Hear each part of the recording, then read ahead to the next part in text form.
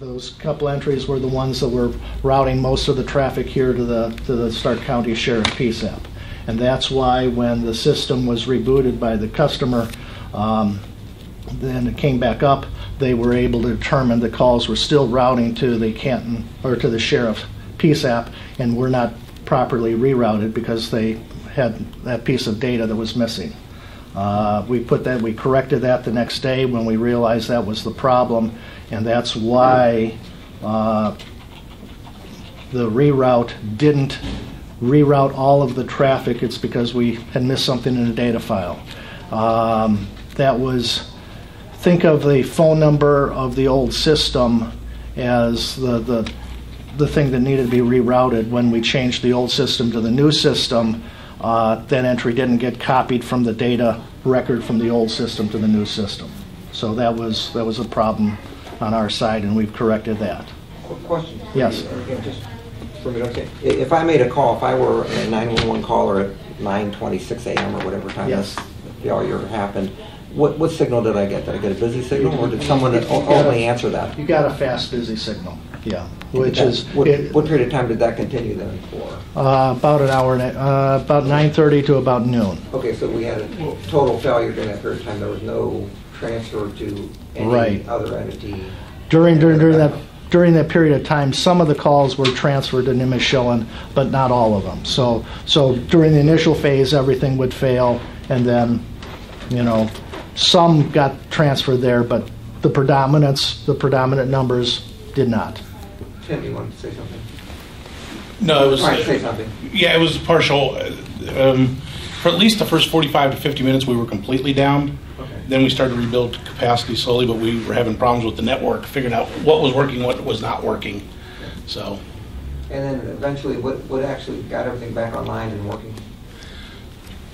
The reboot? The reboot let us know that we were working, but then we had to work through, just literally talk out, doing test calls, figuring out what was wrong with it. If there was we all believed that there was a larger problem with the network on AT&T side, and it was figured out that it wasn't. When then about noon, we was able to switch everything back to us, and then we were fully functioning. We no longer had to transfer through Nimishillen Township. So how was the problem corrected, just so I understand that? Shutting side A, shutting the first hard drive off, let the rest of the redundancies kick in. Shutting the very first hard drive off, which Julia and Bruce that are sitting here did once we talked with AT&T, and we first told them that we believed that server was down. About 18 minutes later, the engineer for the system called us back. 18 to 20 minutes later, called us back and said to go ahead and reboot it. And as soon as we shut that server down, the rest of the redundancies kicked in. So the system was operational then, but then we had to get that 911 traffic back onto the system here in Stark County. So think of it as it's two computers side by side, actually one at the sheriff, one at the city of Canton, that communicate with each other. The one at the sheriff office is the one that was having problems, and that's the master computer, and it handles the calls. When it is turned off, the service gets transferred over to the one at Canton, and Canton takes over the load. In this case, the bottom line was that the system at the sheriff office was not behaving properly, but got into a condition that it didn't know that it was not behaving properly and couldn't tell itself to shut down or transfer the load to the Canton. I think Jerome can handle that part of it. But if we look at the entire outage, there were two separate issues. There was that hardware issue, and then the issue of the incorrect reroutes. So Jerome, do you want to start? Jerome is the Chief Technology Officer from Casidian Communications. Good morning. Good morning. So, as AT&T already explained, there was a issue within the hardware on what we call the A-side server. And in the A-side server, there are a set of redundant hard drives to support the operation of that server. What happened during this event is that the hard drives were not in a complete failed state, but in a what we call a soft failed state. And as a result of that soft failed state, the mechanisms that we have in the solution and in the software detect the system were partially detecting a failure, and as a result of that, we're sending out diagnostic messages, which the managed services team and the rest of the team that was supporting this event determined and presented as a network-related issue based on the signature of those diagnostics. However, upon further investigation since the incident, and it was uncovered, hours into it, is that the underlying issue had to do with the redundant disk array being in this soft failed state, and one of them actually already being in a what they call a predicted failure state. The software in its current form doesn't really detect that type of error condition to a point where it could instantiate a shutdown of the A side services, which would force a transition to the B side automatically. So you're trying to say it continued to try to limp along instead of failing and sending a message that would have flipped everything. Have you ever seen that before? We have never encountered this type of situation in the years that we've been deploying these types of products. This is the first occurrence of this type of a failure scenario, if you want to call it that. So we've been looking at how do we enhance the software to be able to determine this type of failure and do two things. First of all, we want to be able to provide an improvement in our response to this type of failure. So we are in the process of what we call creating a bulletin for our technical support team and our channels like AT&T. So if they see this type of signature, what are the appropriate remedial steps to take in order to get the system back into a fully operational state as quickly as possible. So it can either be done by AT&T or by our own managed services team that have remote access into these systems, if that's been procured as a service, where we can quickly at least recover the system back into an operational state and force the B-side server to become active. And in this case, you do have the managed services, which means Casidian is seeing messages from the system that gives them indications of what's going on, and you were saying the managed services could remotely invoke that, Jerome? Yes, they could. So what was unique about the message that would basically replicate that in the future? Well, there are... Since it was actually a mistaken message. Well, there's some... I'm trying to keep it at a high level here. Yeah. So there are messages. We had this conversation with our last discussion with medical and so forth, issues and so forth, and the real deciding factor was whether they were keeping it at a high level or a low level for us. I can go to any whatever level you want. Let's go low. So there are messages about the redundancy screen within the platform, and when those messages start broadcasting saying I'm having trouble, right?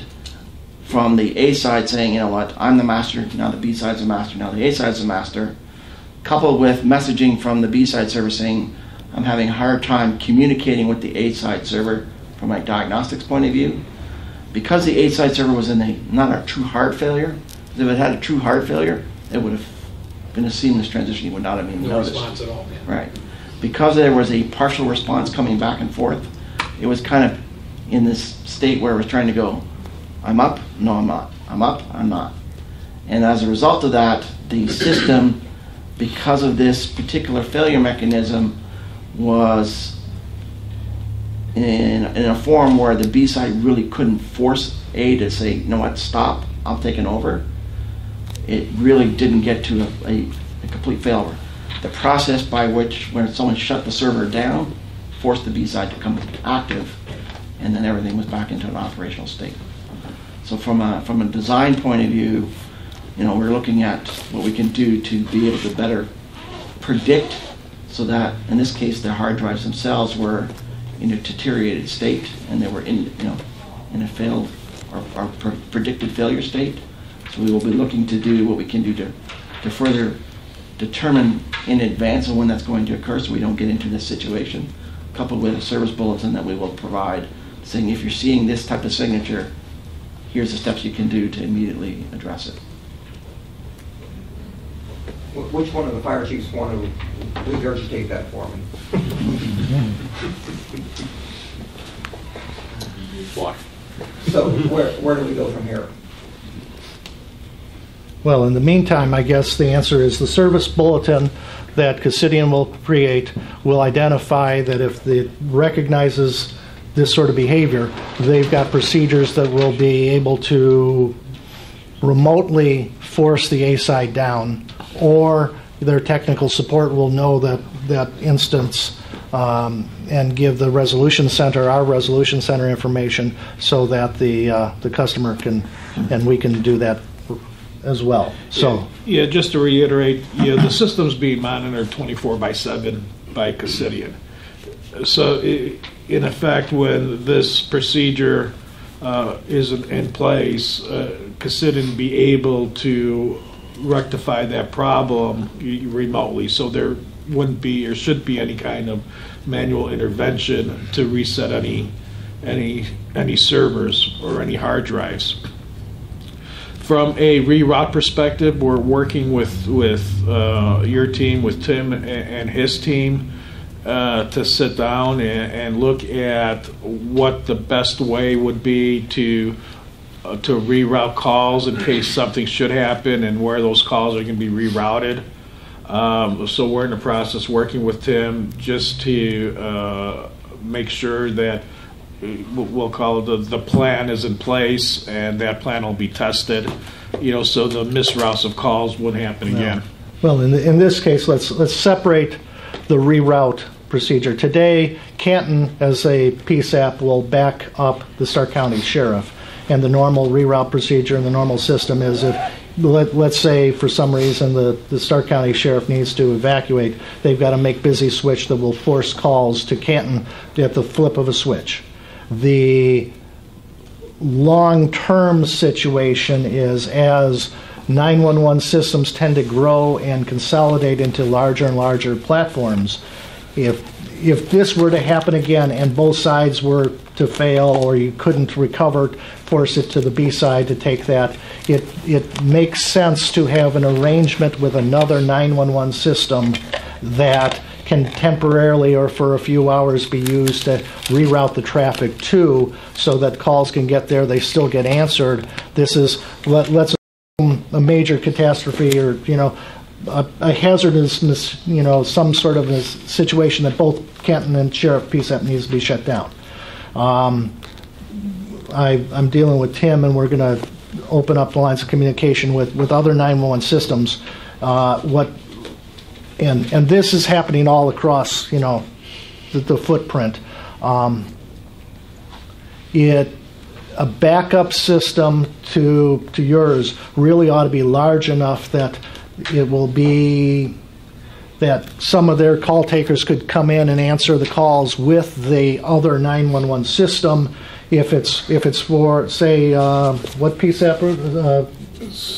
What's the one north of us? Summit. Say it's Summit County. Tim's call takers could sit down next to Summit County dispatchers. If it's a call for Stark County and the Summit County call taker gets it, they would put it on hold, and then he'd pick it up. If it's a call that they answer for Summit, they put it on hold, and the Summit County dispatcher would pick it up, or the arrangements like that could be made. But that's a situation that, again, we can put a procedure in place to repoint the traffic relatively easy, and we'll set that up, that when the arrangements are made, it will be a manual reroute procedure like we did, but missed a few of the pointers, and that we can repoint the traffic to another 911 system, and you can take the calls there.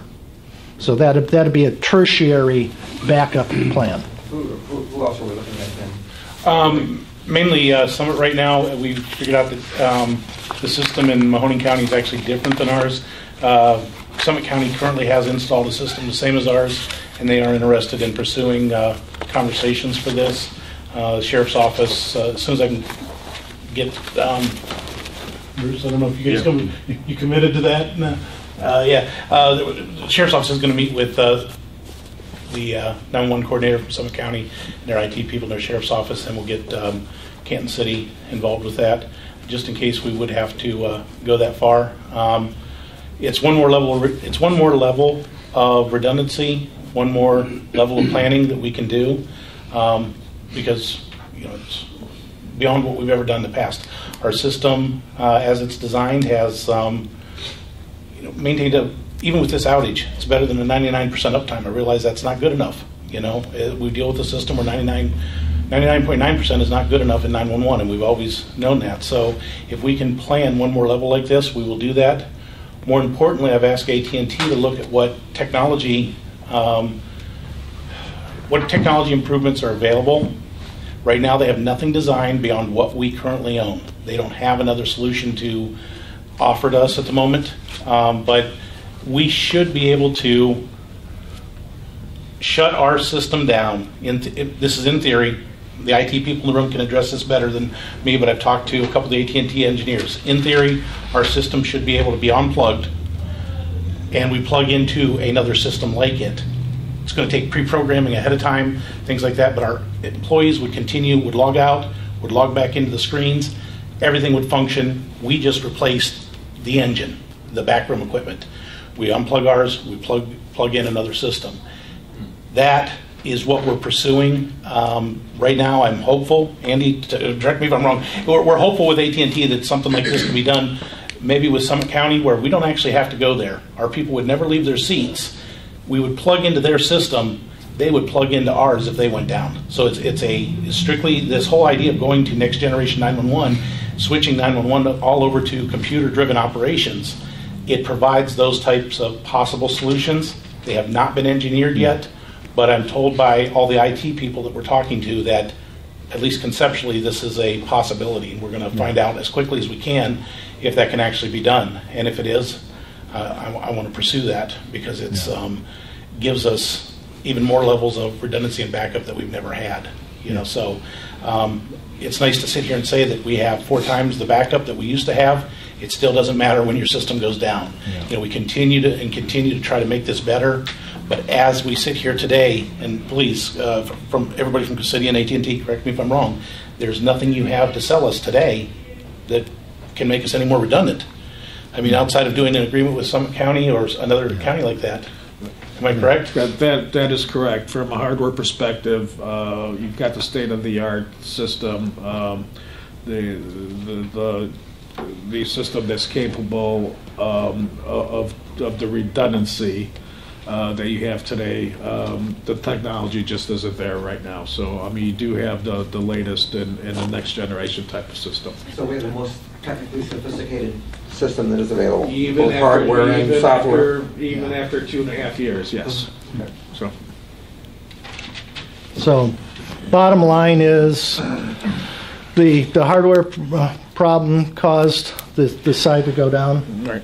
and that Casidian and us are working to create, Casidian, as Jerome said, is creating a service bureau bulletin so that their technicians and tech support people are aware of the situation to now be able to recognize the situation and reroute. And I've dealt with the rerouting procedures, and we'll deal with that with Tim to work with Summit County.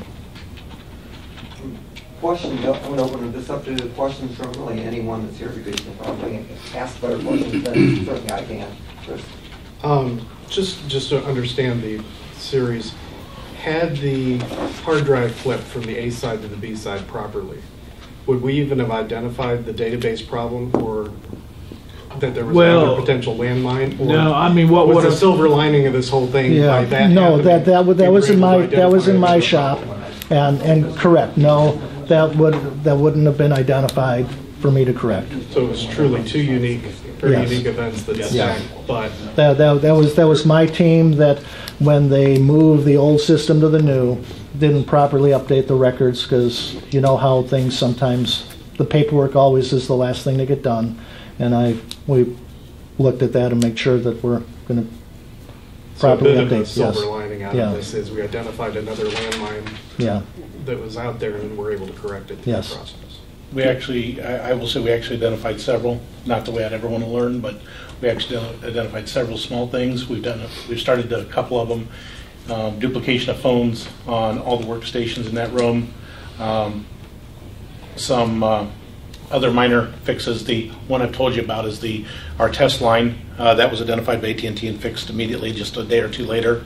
The test line being fixed, things like that, we would have had virtually no idea that those things were wrong until we got to this point. And that's what was so disconcerting that morning, was what we believed to be absolutes with what AT&T would do for us if our equipment did fail here, or God forbid we just had a lightning strike and our equipment was destroyed.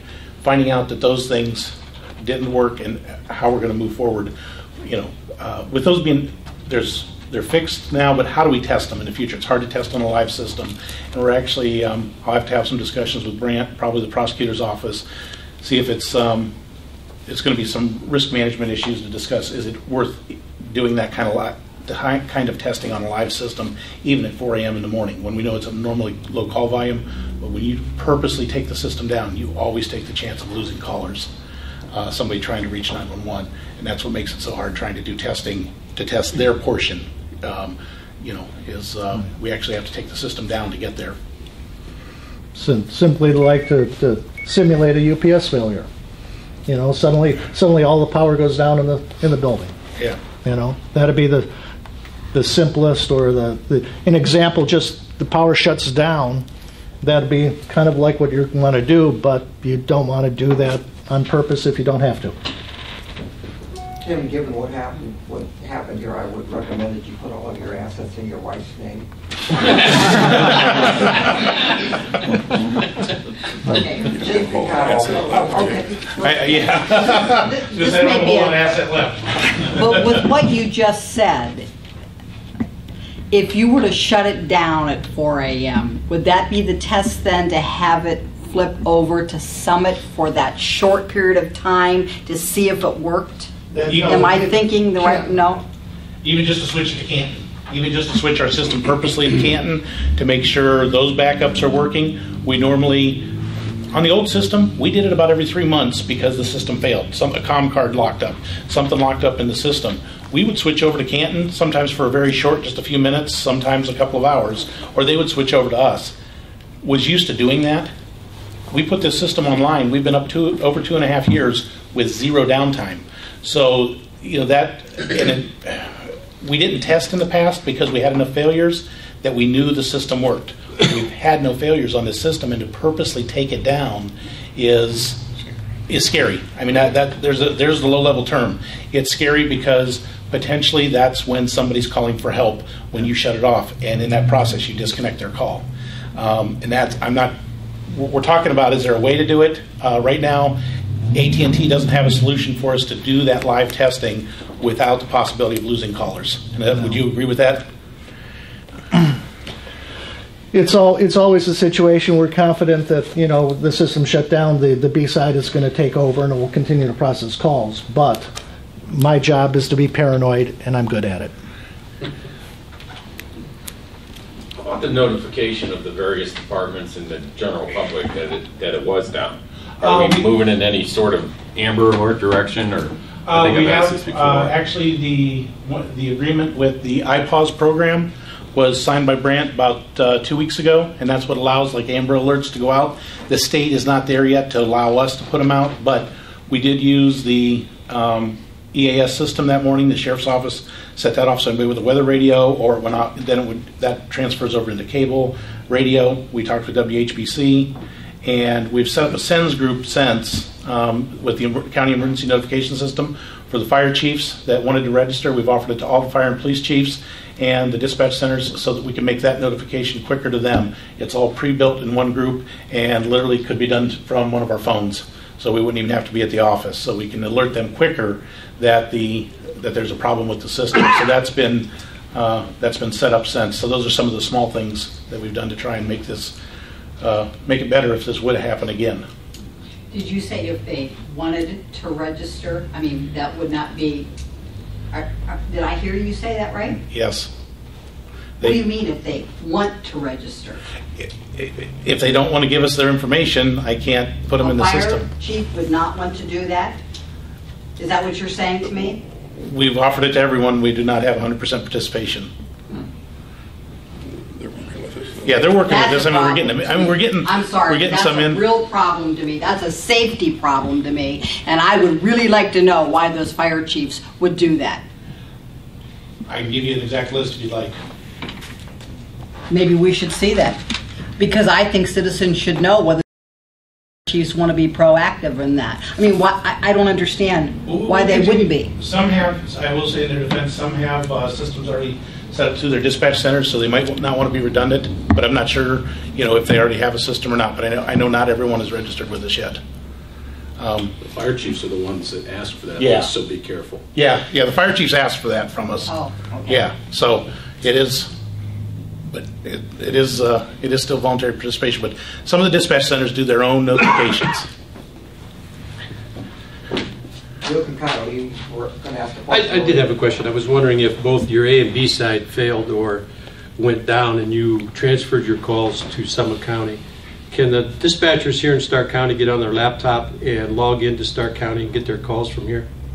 That's a scenario we're looking at. Summit County, we've got a, as we were discussing, basically it's adding some more capability to the Summit County system, adding a different network from the selective router into the Summit County system, so that the Summit County CPE would know that it's a call designated for Stark, and then building a network from the Summit County hardware here that's on the LAN or WAN that allows those command posts to be connected to it. So it's a possibility. It's a little bit more complicated than just repointing traffic there, because the Summit County system has to have the smarts to know that this is a call dedicated for Stark versus Summit, and really we have to add a little bit more network capability to let it know the difference. Because if you're going to transfer them calls to Summit County, obviously getting the calls there is one thing, but having them have the knowledge how to dispatch those calls is a whole different. Joe, it doesn't necessarily have to be a physical body over at Stark County, and once again, we're working on possibly developing plans like that, where the network and some additional types of software and some more network would route those calls through that Summit County system directly back into the city of Canton and those portable command posts. Yeah, so there's a number of ways that can be done. We just need to sit down and work with Tim and his folks and the Summit County people as well too, to develop a more accurate plan. So yeah, I mean, it can be done. For the commissioners, you do know that there was 18 laptops that are part of the emergency purchase for that. Tim could be more explicit, but there are 18 laptops available for dispatchers who come off the system and can maybe plug in with those laptops. There's 18 what's called command post laptops that are located. There's one at Red Center, one at Perry, one at Minerva. The rest are at the City of Canton, split between the City of Canton and the Sheriff's Office. And these are literally, so the Sheriff's Office, should there be some type of, let's say, quick moving fire or something as simple as whatever, something happens, they have to leave the room. They flip one switch on the way out in the phone room that redirects all the traffic. They can respond to the City of Canton with portable radios, set these command posts up that already are sitting there in their back room, and they could continue to take phone calls, at least from the public, and then dispatch at least over a portable radio. The Canton City has actually done this when they had their UPS interrupted. What was that, 2010? Right, in 2010, Canton City had to come out to our place, evacuate to the Sheriff's Office, and do the very same thing. But the command post enhanced that. They're not meant to take with them. They're meant to be there when they get there. So that's why we purchased 18 of them, and they're throughout the system. And that gives you, if you take something like the Sheriff's Office or Canton City out of the system, you have the capacity to put, if there was 9 people working at the Sheriff's Office, you have the capacity to put 9 people in Canton and continue to work there. It's on a very reduced function. They don't have their They wouldn't have their CAD available in front of them and stuff, so it's it's a very basic operation, but they would be able to continue taking calls from the public and continue to talk to their services in the field. Yeah, a question, and I think this one's for Paul. Paul, you represent 3 states, so you have multiple counties. Do the other counties have backups throughout your 3 states? Is this, why are we reinventing the wheel? This should be a normal.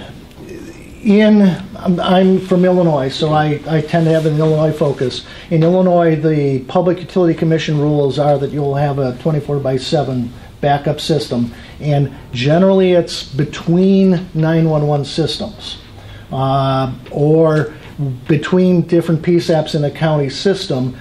But as the CPE, the customer premises equipment, starts getting able to handle more and more PSAPs and remotely have different positions off of a common central hub, this is the problem that we're seeing happen, and it requires a lot of cooperation between different systems. Normally it's got the redundancy that it can route the calls consistently, but in the rare case that it does shut down both sides of the system or both sides become non-operational, in this case one side wasn't letting the other take over, you should have at least some arrangements with another 911 system to at least temporarily communicate with them, and it'll be a reciprocal arrangement.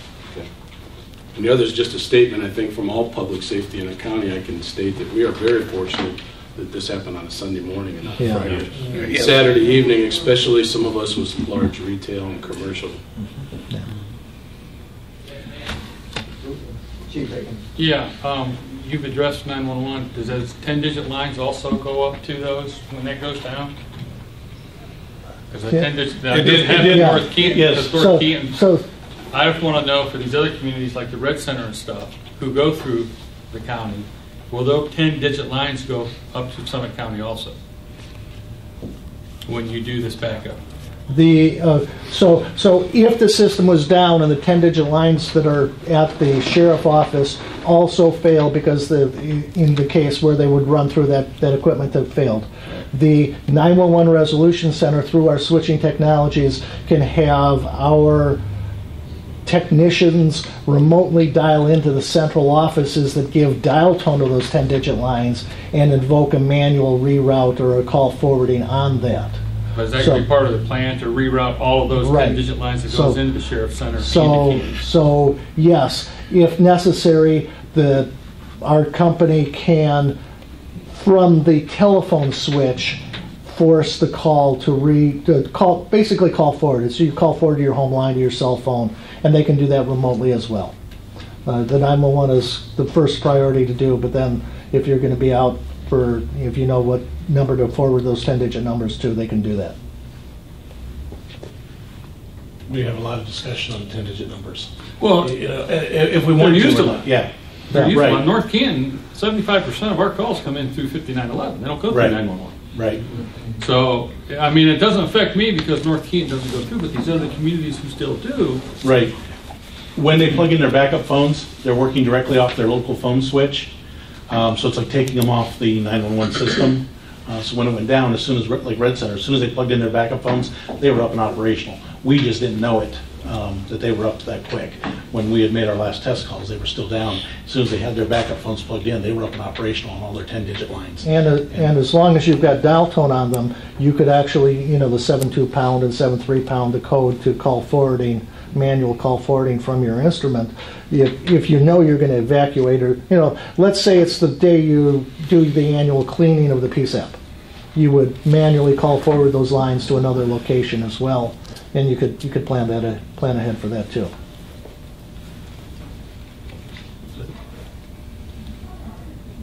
Any additional, Bruce? Yes, is AT&T going to make any changes on how these calls get handled? For instance, are you going to change your protocol to consider to move this call up? I was afraid that when we got into this call, that if we had stayed with protocol, it may have drug out longer because you were being told by the systems you have a network failure. And I guess we broke protocol, and I think that helped us get the system back up. Well, and I think as Jerome indicated, they now, in this scenario, have seen the first occurrence of the system fail this way. They're going to write the procedures to recognize this and will write the procedures to more quickly respond and shut down, force it from the A side to the B side, for example. I've gone through had people go through the records for the system here, so that's okay. And the other thing, and we've done a few other things to make sure that the calls don't get routed to a place that's not responding to the switch. So yes. Any other questions by anyone? Anything in closing, gentlemen? No, thank you. I apologize. Once again, we will be paying special attention and making sure that the steps from Casidian are in place. Be working closely with the team from Stark County to develop those additional backup plans. And you're right. I mean, even 99.9% is not good. We've got to be up and operational 100% of the time. So we'll do our best going forward to make sure that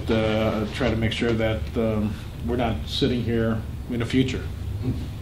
We hope not. Us too. Not. What's that? Thank everyone for taking their time today, and it is 11 o'clock a.m. and we are adjourned.